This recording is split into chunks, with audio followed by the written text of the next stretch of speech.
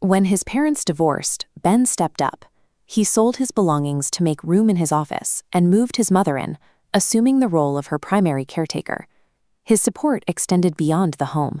He gave his nephew a car and consistently provided cash to family members in need, never asking for repayment. Yet his family describes a different person. They mocked him for driving a junky truck and regularly dismissed his efforts with aggressive demands that he get a job. This friction peaked during a car ride with his sibling. In a moment framed as a passing joke, his sibling referred to Ben as a leech and a rat. This is the central contradiction of the family narrative.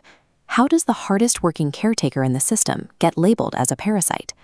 When labels contradict every observable fact, it suggests the family isn't looking at Ben at all.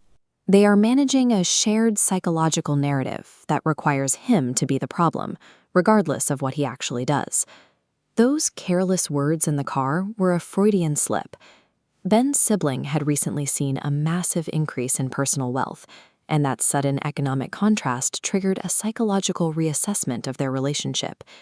This reflects a zero-sum family dynamic. Here, status is a limited resource. For one sibling's value to rise, another's is artificially forced down.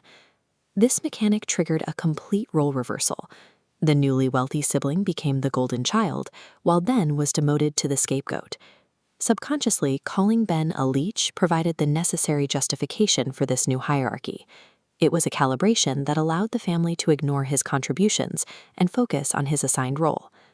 This process relies on a psyche fracture, a state where family members feel entitled to author and control another person's core identity.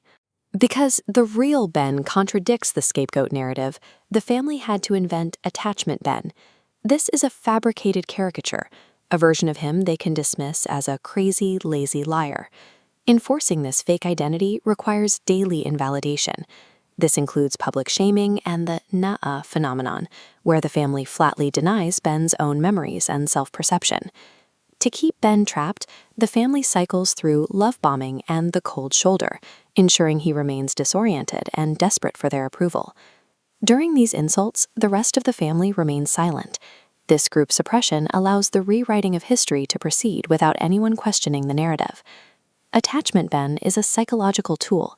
It is the narrative construct the family needs to keep the real Ben locked at the bottom of their value scale. Ben eventually realized his family members weren't acting out of malice, but were operating blind to their own trauma. The insults and the denial of reality were psychological self-defense mechanisms. They were inherited patterns used to avoid the discomfort of personal accountability. Ben ultimately reached a breaking point.